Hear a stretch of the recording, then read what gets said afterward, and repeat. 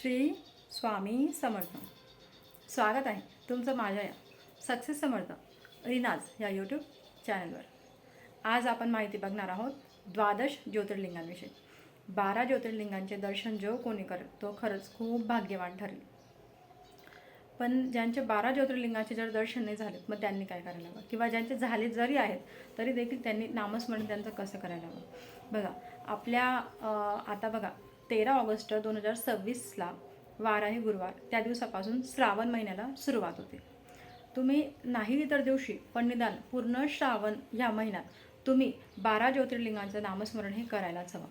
12 ज्योतिर्लिंगांचं अशी मान्यता आहे की 12 ज्योतिर्लिंगांचे नाम आपण जर घेतली तर आपल्याला आपले काही 7 जन्माचे जे काही पाप आहेत त्या पापांपासून आपल्याला मुक्तता भेटते, ते नष्ट होता बा अशी ही मान्यता आहे. तर म्हणून तुम्ही 12 ज्योतिर्लिंगांची ही नावं घ्यायला हवी.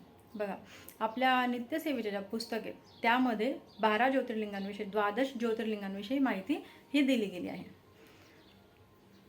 ते कसं आहे मी तुम्हाला म्हणून दाखवते. बघा 12 ज्योतिर्लिंग अगदी म्हणायला ना फक्त 1 मिनिट देखील लागत नाही. खरं सांगते 1 मिनिट देखील लागत नाही म्हणायला. तुम्ही हे जे नाम आहेत हे सकाळीही ज्यावेळेस आपण पूजा वगैरे करतो त्यावेळेस देवारासमोर बसून तुम्ही सकाळी म्हणू शकता व सायंकाळी म्हणू शकता. मी तर म्हणेल की दोघंही वेळेस म्हटले ना तरी चालेल. खूप म्हणजे ॲटलीस्ट तुम्ही नाही इतर वेळा पण सोमवारी म्हणा किंवा श्रावण महिन्यात पूर्ण श्रावण महिन्यात तुम्ही या नामांचं नामस्मरण करायलाच हवं. चला तर मग आपण बघूया की 12 ज्योतिर्लिंगाचे नाम हे कशा प्रकारे आपण घ्यायला पाहिजे. सौराष्ट्र सोमनाथ श्रीशैल्यम मल्लिकार्जुनम उज्जैन महाकालम ओंकार ममलेश्वरम परल्य वैद्यनाथं डाकिन्या भीमाशंकरम सेतु बंदे तु रामेशम नागेशम दारुकावने वाराणस्यम तु विश्वशम त्र्यंबक गौतमी तटे हिमालयम तु केदारम ग्रुष्मेशम तु शिवालय एतानि ज्योतिर्लिंगानि सायं प्रात पठेन् नर सप्तजन्म कृतं पाप स्मरण न विनश्यति स्मरण न विनश्यति स्मरण न विनश्यति. हर हर महादेव. बघा अगदी 1 मिनिट देखील लागला नाही नामस्मरणाला.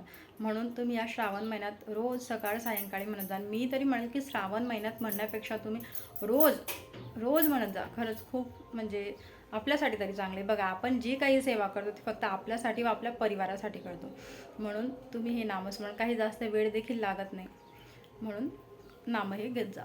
भेटूयात आपण पुढच्या व्हिडिओत. तोपर्यंत पुन्हा एकदा श्री स्वामी समर्थ.